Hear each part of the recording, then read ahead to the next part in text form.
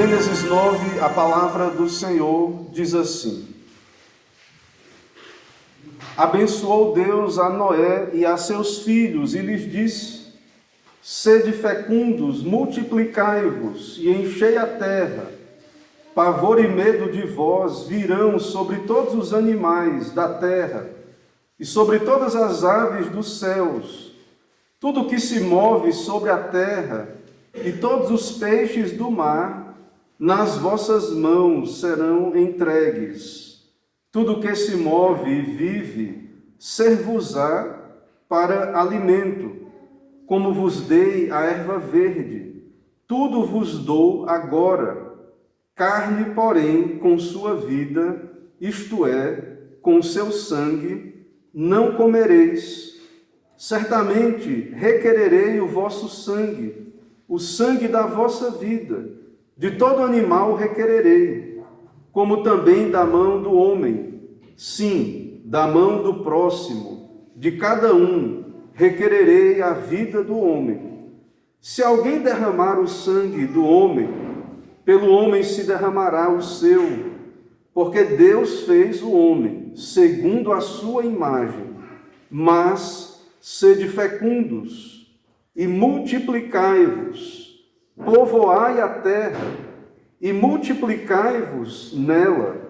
Disse também Deus a Noé e a seus filhos: Eis que estabeleço a minha aliança convosco e com a vossa descendência, e com todos os seres viventes que estão convosco, assim as aves, os animais domésticos e os animais selváticos que saíram da arca, como todos os animais da terra.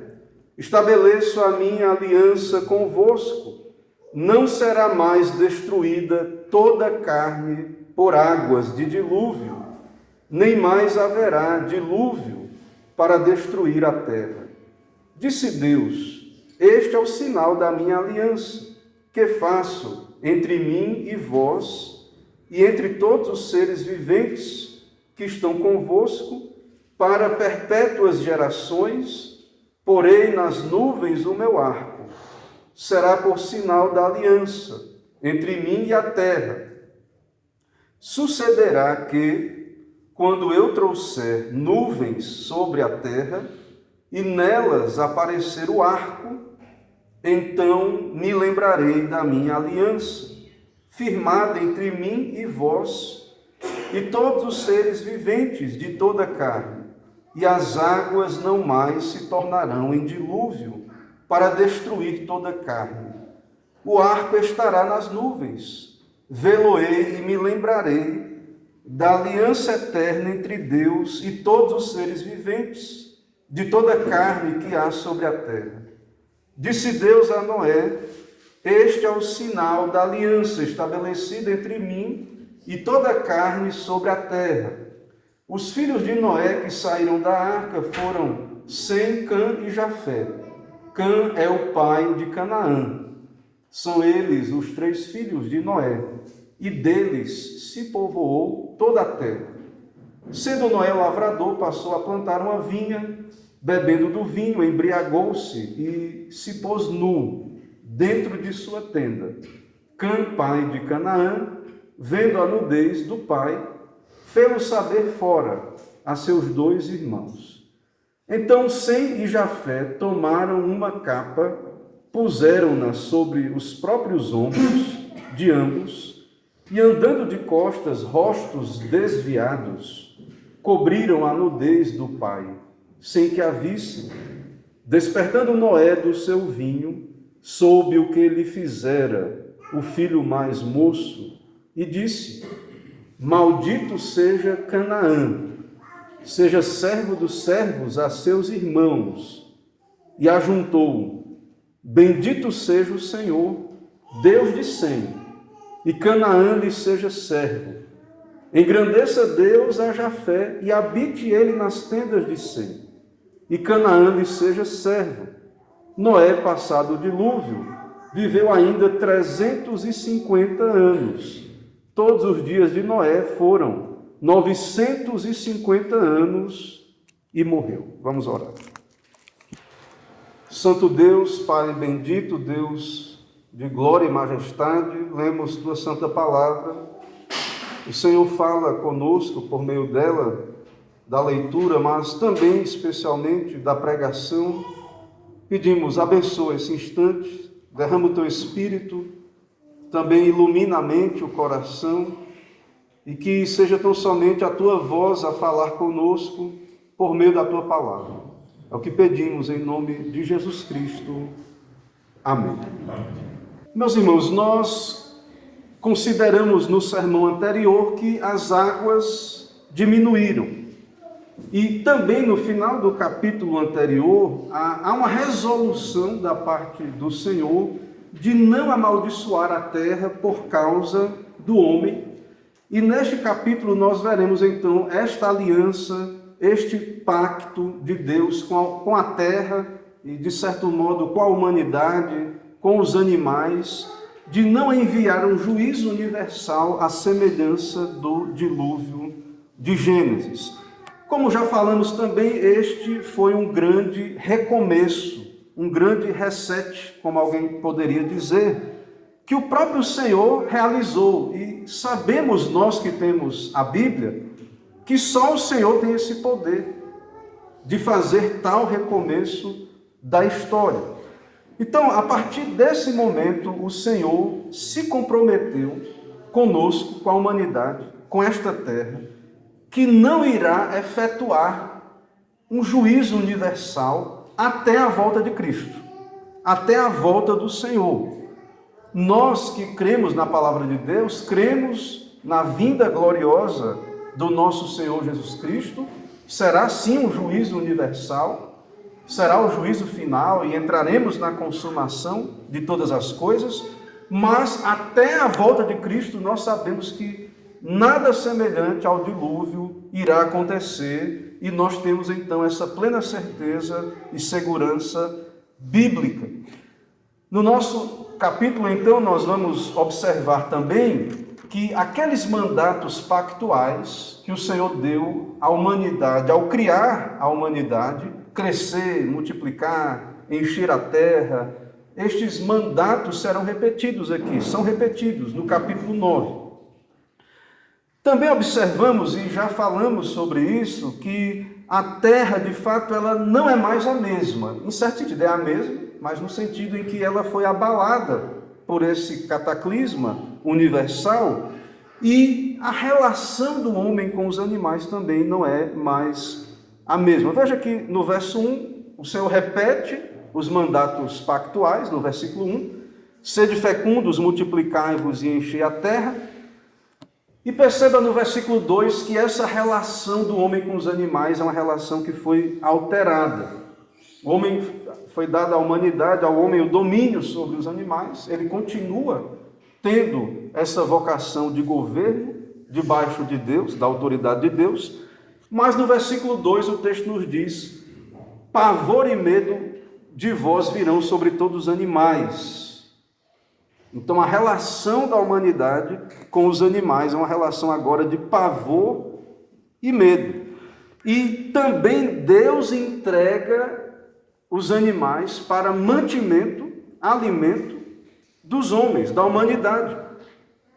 Então há essa relação de temor, de medo, há um recomeço da humanidade aqui, e isso é muito claro no texto, essa ideia de um recomeço, porque o Senhor está repetindo o que ele disse a Adão. Então mantenha em mente isso. É como se Noé fosse uma segunda tentativa. É claro que sabemos à luz dos decretos de Deus, sabemos então que Deus vai repetindo estes mandatos pactuais, esse pacto, e temos então aqui Noé, depois Abraão, depois outros santos de Deus que recebem essas orientações. Tudo isso para nos mostrar que não é Noé o segundo Adão, não é Noé aquele que vai fazer o que Adão deveria fazer, mas é como se houvesse aqui um recomeço através de Noé.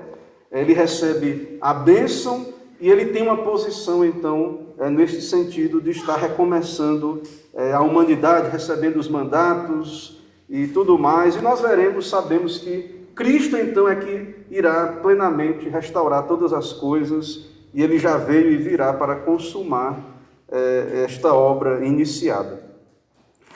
Então, o grande recomeço da humanidade incluirá agora, no verso 3, o grande recomeço incluirá essa possibilidade, essa dádiva de Deus, esse presente que o Senhor nos dá, que podemos então agora, nós que vivemos depois do dilúvio, nós podemos então nos alimentar de carne.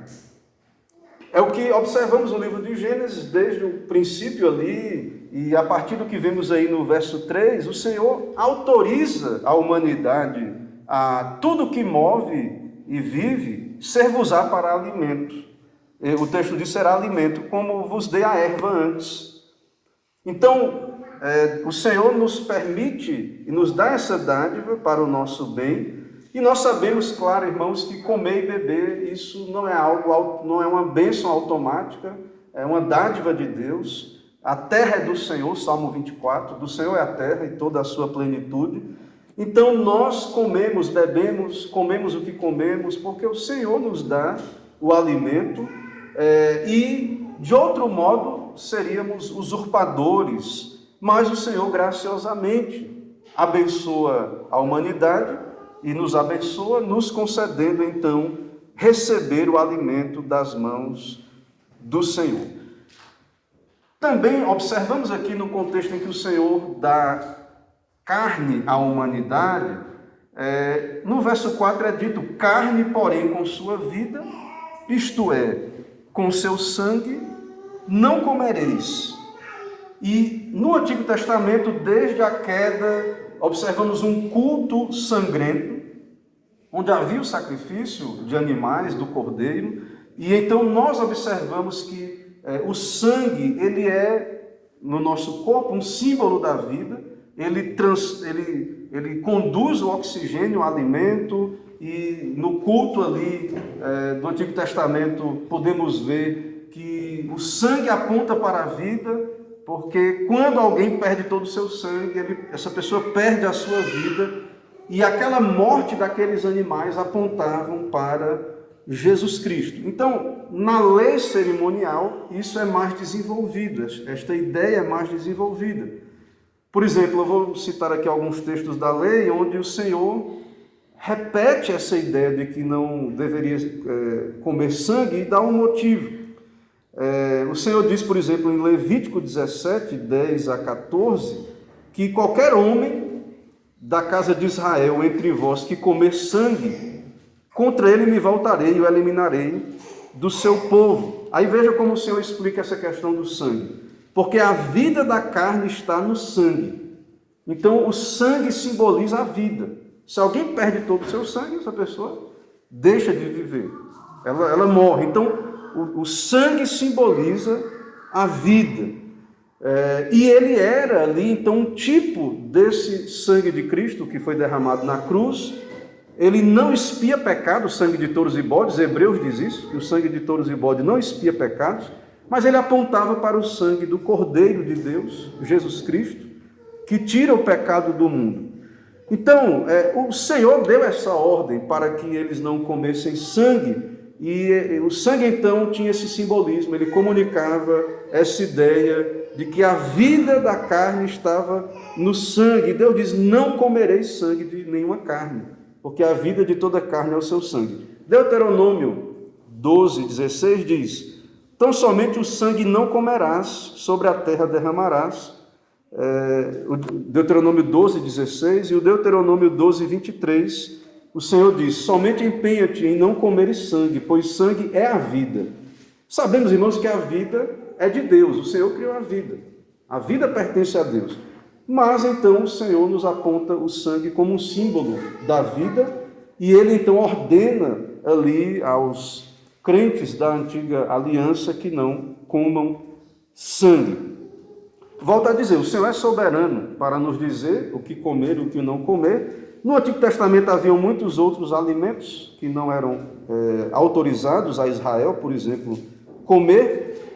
Mas nós observamos que no Novo Testamento, Jesus Cristo, ele nos autoriza a comer de todos os alimentos, e então, por exemplo, no Evangelho, e vou citar aqui no Evangelho segundo Marcos, no capítulo 7, a partir do 14, o Senhor Jesus Cristo diz que não há nada fora do homem que entrando nele o possa contaminar, mas o que contamina é o que sai do homem.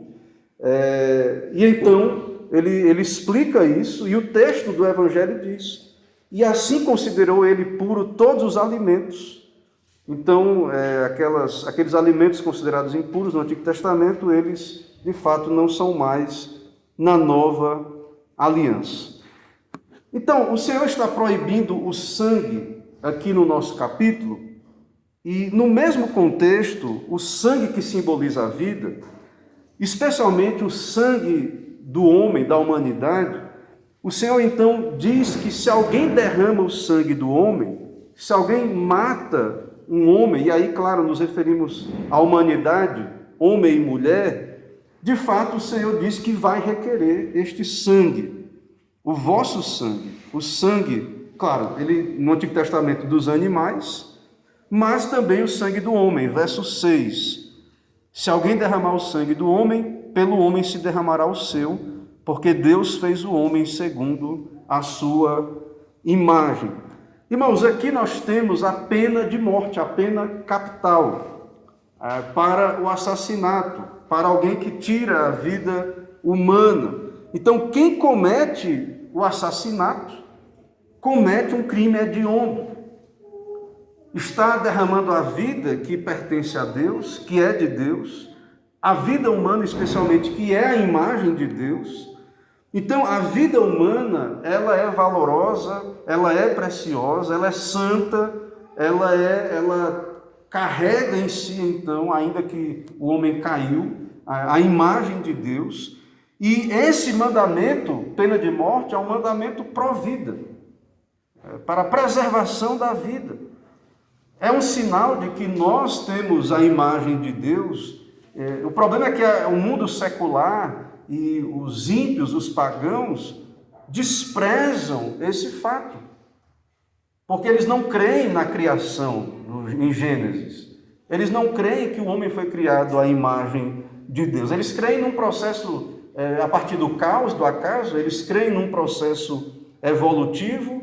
Então, é por isso que você vê, por causa dessa cosmovisão que está aí, você vê tantas barbaridades e crimes hediondos e assassinatos e a vida humana sendo desprezada como se não tivesse valor algum. Então, tudo que está aí, essa tolerância para com o assassinato, tudo isso é impulsionado pela incredulidade desse mundo de pessoas que não creem na criação do homem à imagem de Deus. O homem, para eles, é um animal evoluído, algo a mais, não é importante, não é central para a vida na Terra. E vemos então o crescimento do desrespeito pela vida humana e uma valorização de outras coisas, dos animais, e você percebe aí uma inversão total de valores. Isso mostra a apostasia da nossa sociedade, que abandonou a Bíblia, que abandonou a lei de Deus, os seus mandamentos, o Evangelho. E quando falamos abandonou a lei de Deus, iremos falar dos 10 mandamentos, mas toda a palavra de Deus fala da lei de Deus, de certo modo é a lei de Deus. No verso 7 nós temos novamente aí mandatos criacionais: mas sede fecundos e multiplicai-vos, povoai a terra e multiplicai-vos nela. Volta a dizer então, Noé, irmãos, ele é um substituto de Adão nesse novo momento, porque ele vai continuar o propósito. Deus disse isso a Adão, houve o dilúvio, o Senhor recomeça com Noé e ele vai continuar o propósito. E perceba que a ordem, qual é a ordem? Desde o princípio. O que é que Deus disse à humanidade? Esses mandatos criacionais que vemos ali. Sede fecundos, multiplicai-vos, povoai a terra. Irmãos, essa ideia de superpopulação, Essa é uma mentira absurda dos nossos dias, né? Não é recente, mas está aí já há algum tempo, e que é repetida nos nossos dias. A vida foi criada por Deus para ser fértil, para ser fecunda, para multiplicar. Então, o Senhor já sabia que com o crescimento da população, o homem também iria crescer em conhecimento para produzir alimentos, para saciar a fome. Então não há falta de recursos naturais, mas sabemos que há fome por causa do pecado. O que há, na verdade, não é falta de recursos. O que há, na verdade, em nossos dias, é incredulidade. O que há é incredulidade. Os homens não creem em Deus, na providência de Deus. Eles são materialistas, acham que os recursos são escassos ou limitados. E, de fato, sabemos que há uma quantidade, mas há uma providência, o Senhor multiplica, há algo que está além, né, dos nossos cálculos que fazemos geralmente. Quanto mais pessoas no mundo, então, o Senhor concede condições de produzir, de criar e descobrir novas técnicas para produzir alimentos. Então, o problema dessas teorias é incredulidade, carnalidade, pessoas que vivem pela vista e não pela fé, não creem em Deus. Mas nós vemos que Deus manda sede fecundos, crescer e multiplicai. E o Senhor continua suas tratativas com a humanidade através de Noé, como se ele fosse uma espécie de segundo Adão. E nós vamos ver, está aí no texto, o pacto de Deus com Noé. A partir do verso 8, mas especialmente no 9, ele diz: eis que estabeleço a minha aliança convosco e com a vossa descendência. Então o Senhor resolveu, no final do capítulo anterior, não mais destruir a terra, mas agora uma aliança com um sinal, que é o arco. Então o Senhor faz uma promessa, porque também uma das maneiras de explicarmos a aliança são promessas de Deus, pacto de Deus. O Senhor promete, então, não destruir a humanidade e dá um sinal no céu, um arco. Então, através desse pacto, os planos de Deus irão continuar, a terra será preservada, há uma aliança de preservação, e o homem, então, pode, através desse pacto, continuar olhando para Cristo que viria aqui para eles, que já veio para nós. Então, o Senhor já havia prometido em Gênesis 3,15 que o descendente da mulher iria pisar a cabeça da serpente. E agora o Senhor promete que a terra será preservada para que esse plano da vinda do Messias aconteça, e tudo isso porque Deus não irá destruir a terra antes disso, e todo o seu decreto irá se cumprir. Então, irmãos, esse é o pacto. Nesse pacto, então, está aí também esta fala de Deus sobre a preservação da vida humana, como já falamos, do sangue. O Senhor se compromete que não haverá um juízo universal também, já vemos aí no texto. E nós estamos aqui hoje por causa disso. A humanidade continua e continuará até a volta de Cristo por causa desse pacto. Então, quando olhamos para o arco no céu, nós devemos lembrar que estamos aqui por graça, por misericórdia de Deus. E quer os homens lá fora creiam nisto ou não, este pacto, então, ele é uma realidade. Assim como os juízos de Deus são uma realidade, mas não como o dilúvio, até a volta do Senhor Jesus Cristo.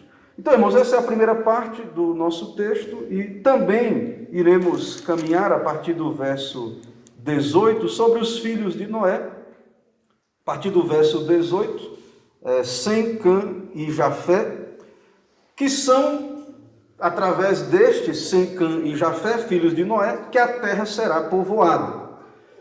E nessa sessão, então, nós vemos, já há um recomeço, uma espécie de segundo Adão. Noé vai dar continuidade ao que Adão fez. Noé é justo, temente a Deus, ele é um eleito pela graça, santo, pela graça de Deus.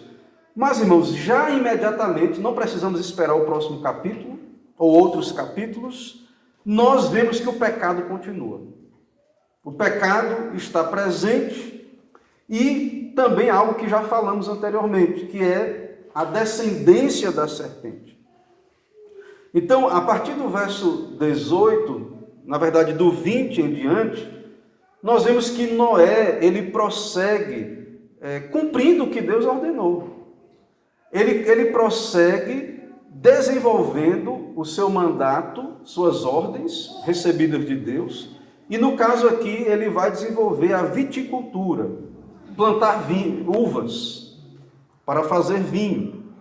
E o nosso texto diz então que ele plantou uma vinha, obviamente fez vinho, embriagou-se e se pôs nu dentro de sua tenda. Então o pecado está presente. O próprio Noé, observamos, ele é pecador, ele se embriaga e está nu dentro de sua tenda. Ou seja, há pecado, há um fracasso, digamos assim, um errar o alvo. Noé peca. E esse pecado de Noé também cria uma situação onde o pecado de seu filho, chamado Cã, ele também irá se manifestar, porque Cã, ao ver a nudez de seu pai, ele peca, ele manifesta então a descendência da serpente, quebrando alguns mandamentos que irei citar aqui. Claro que quando quebramos um mandamento, quebramos os outros mandamentos, mas alguém pode dizer qual o problema, né? Cã então contou para os irmãos que o pai estava embriagado. Alguém pode pensar, por que isso é tão grave? Por que isso é tão sério? E agora nós temos aqui uma maldição sobre a descendência de Cã, de certo modo sobre ele mesmo. Irmãos, nós vemos na palavra de Deus, nos 10 mandamentos, e podemos ver, por exemplo, no nosso catecismo tem uma exposição maravilhosa dos 10 mandamentos, no catecismo maior. A pergunta 123 diz qual é o 5º mandamento, que é honra teu pai e tua mãe. E é muito interessante os detalhes, a explicação dos nossos irmãos, comparando escritura com escritura. São respostas grandes, eu não vou ler toda a resposta do catecismo, mas para que os irmãos percebam a gravidade do pecado, e os irmãos, ao fazerem essas listas, a ideia deles era que percebêssemos isso. Então veja que qual é a honra dos inferiores aos superiores? Qual é a honra que os inferiores devem aos superiores? Eu vou extrair aqui 2 partes da resposta. Em primeiro lugar, a devida reverência em seu coração. Os filhos, você que é filho, todos nós estamos em algum momento numa relação de filhos. Nós devemos, para com aqueles que Deus coloca sobre nós como pais, reverência em coração. E o catecismo diz ainda, outra parte, no final, suportando suas fraquezas e encobrindo-as com amor, para que seja uma honra para eles e para o seu governo. Então, essa precipitação em ver o defeito do outro, dos líderes, dos pais, a mulher vê o defeito do marido, ou os filhos do pai, ou homens que estão debaixo de algum governo. Irmãos, nós temos a luz da lei de Deus, da palavra de Deus, então somos orientados a ter o respeito, a suportar fraquezas, encobrindo-a, e fora disso, então, estamos quebrando o mandamento. Por exemplo, também o 9º mandamento, então Cã, ele não fez isso, ele não teve a devida reverência, não suportou as fraquezas, não encobriu com amor. Então, veja que os outros irmãos, ao saber do caso, manifestam uma ação totalmente diferente de Cã. Eles tomaram uma capa, puseram sobre os ombros e andando de costas para perto do pai, para não ver a nudez do seu pai. Então, encobrindo as suas fraquezas e manifestando essa honra para com o seu pai. A quebra do 9º mandamento. O 9º mandamento é: não dirás falso testemunho contra o teu próximo. E o nosso catecismo, na pergunta 144, ela pergunta quais são os deveres exigidos no 9º mandamento. E em 2 partes aqui nós vemos como isso é quebrado aqui no nosso texto. Os deveres exigidos no 9º mandamento são conservar, promover a verdade entre os homens e a boa reputação de nosso próximo, assim como a nossa. Então essa questão da boa reputação não é uma questão de justiça própria. O Senhor nos pede isso, que possamos cuidar da boa reputação nossa e do nosso próximo. E também explica isso mais à frente, quando diz assim: julgar caridosamente os nossos semelhantes. A pessoa viu lá o pecado, o problema, e muitas vezes fazemos o julgamento precipitado e o pior possível, mas veja que julgar caridosamente os nossos semelhantes, amar, desejar, ter regozijo pela sua boa reputação. Se tem boa reputação, glórias ao nosso Deus, nos alegrar. Viu a fraqueza, veja o que o catecismo diz: entristecer-nos pelas suas fraquezas e encobri-las. Uma alma quebrantada, piedosa, ao ver o defeito, alguém cometendo um pecado, isso nos entristece, irmãos, deveria nos entristecer. Não nos fazer nos achar melhor do que aquela outra pessoa. Mostrar franco reconhecimento dos seus dotes e graças. Viu uma virtude? Viu que tem dotes, tem graças? Reconhecer diante do Senhor, defender sua inocência. Receber prontamente boas informações a seu respeito, rejeitar as que são maldizentes, prezar e cuidar da nossa reputação e defendê-la quando for necessário, e etc. Então, Noé produziu vinho, obviamente tinha álcool, ele não é temperante, ele exagera, ele comete o pecado da embriaguez, e nós sabemos que esse pecado da embriaguez quebra também o 6º mandamento: não matarás. Então, esse pecado, não matarás, no caso, nós devemos preservar a nossa vida, nossa saúde. Então, a embriaguez, ela causa danos a nós, a nossa saúde.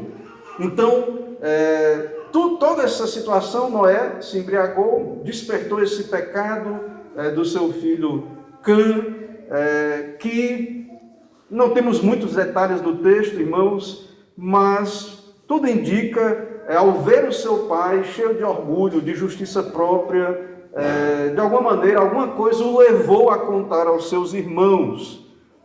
Talvez, se for esse o caso da justiça própria, veja, esse é o grande Noé, homem justo, íntegro, que anda com Deus e embriagado dentro da sua tenda. Então, Cã, ele não encobriu a nudez de seu pai, ele não honrou o seu pai, e nós vemos então essa maldição terrível que veio sobre ele, e que manifesta a descendência da serpente na família de Noé. Então, tanto Noé é pecador, tanto Noé não é o segundo Adão, e também a sua família não está intacta ao pecado. É uma reação, então, aí desproporcional, essa reação de Cã, é uma reação ímpia, e nós, irmãos, precisamos refletir nisso. A nossa reação fala muito do nosso coração. Então, quando vemos os pecados dos outros, outras pessoas pecando, devemos, então, avaliar o nosso coração, porque muitas vezes nós agimos cheios de justiça própria, de orgulho, e devemos ter muito cuidado quanto a isso, e esse texto nos lembra disso. Então, a embriaguez, sim, também é pecado, né? Por exemplo, a quebra do 7º mandamento fala, o catecismo explica que devemos ter vigilância sobre todos os sentidos e a temperança. E uma das maneiras de você guardar esse mandamento, o catecismo explica, é trabalho diligente. Você vê aqui o caso de Noé, né? Passou toda essa situação, plantou a vinha, foi lá, bebeu, se embriagou. Temos o caso de Davi, por exemplo, também, que não foi à guerra e se expôs àquela tentação. Então, nós somos orientados, no caso, perdão, irmãos, o sexto mandamento, não matarás, o que eu estou querendo dizer é o seguinte: o sexto mandamento também pode conduzir à quebra do sétimo mandamento, não adulterarás, que inclui a falta de temperança, né, que é o caso de Noé ficou nu na sua tenda, um perigo de um pecado nessa questão do adultério, o caso de Davi. Então, todos esses pecados, eles estão ao nosso derredor, se não vigiarmos, se não tivermos cuidado, e nós devemos também ter todo o cuidado também, e nos entristecermos quando observamos esse tipo de pecado e buscar tratar da maneira bíblica. Então, o pecado de Cã foi manifesto, Cã trouxe maldição sobre si, e fica muito claro que esse chamado de Noé para ser um segundo Adão e depois Abraão, tudo isso só Cristo cumpre, só Jesus Cristo. Só Cristo cumpriu a missão perfeitamente de ser sal e luz para as nações. Apenas ele viveu perfeitamente. E por isso ele se tornou espírito vivificante. Então, irmãos, esse texto nos lembra isso.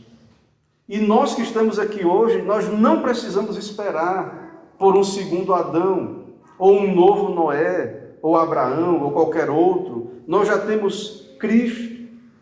Então, digo a cada um daqueles que estão ouvindo esta mensagem, se você por acaso não tem ainda, não foi a Jesus Cristo, se arrependa, creia, vá a Ele para a sua salvação.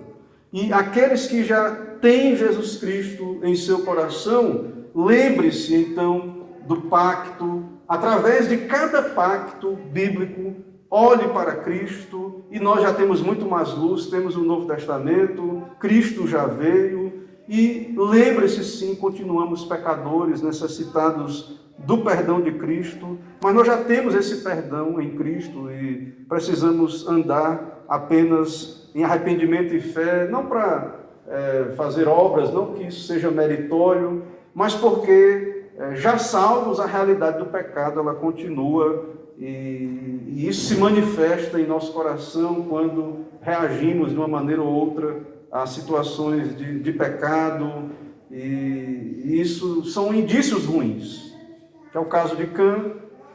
Ficou evidente que ele era da descendência da serpente. Então que o Senhor nos ajude a ter ações e reações que revelem corações crentes, corações regenerados e salvos pela graça do nosso Deus. Irmãos, que o Senhor nos ajude então, que o Senhor nos abençoe neste seu santo dia.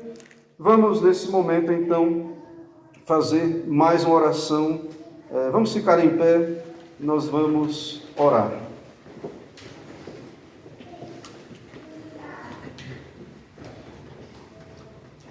Senhor, nós te adoramos no teu dia, louvamos teu nome bendito, ao ler a tua palavra e perceber quão grande graça tem sido revelada no decorrer de toda a história, graça já preparada no teu decreto eterno.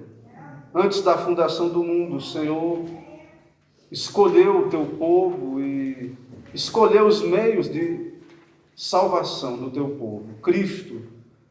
E o Senhor fez um pacto de redenção na eternidade e executou esse pacto na história, o pacto da graça, desde após a queda. E esse pacto vem sendo revelado, como vimos aqui também, através dessa aliança com Noé, e depois com Abraão e outros que vieram depois. E nós aqui estamos nesta nova aliança por meio de Cristo Jesus. Sabemos que é graça, bondade, tudo cumprindo o plano do Senhor. Recebe glória e adoração por essa grande redenção revelada na história e cumprida. E hoje também, ó Deus, essa redenção ela é aplicada por meio da pregação, da leitura bíblica, do teu Espírito falando com a palavra. Por isso fala aos corações, confirma o teu povo e desperta a mente daqueles que por acaso ainda não creram em Cristo, daqueles que estão fora deste pacto, daqueles que ainda não compreenderam, ó Deus, tanto a tua lei quanto o teu evangelho. Assim, vem o teu reino aqui em Braga, sobre as nossas famílias, nossos filhos. Vem o teu reino, ó Deus, sobre este mundo, sobre cada nação, conforme o Senhor nos diz que tem eleitos de toda tribo, língua e nação. Que o Senhor salve os teus. E nos dá um dia de paz, nos abençoa, nos dá meditar na tua palavra. É o que pedimos, oramos em nome de Jesus Cristo. Amém.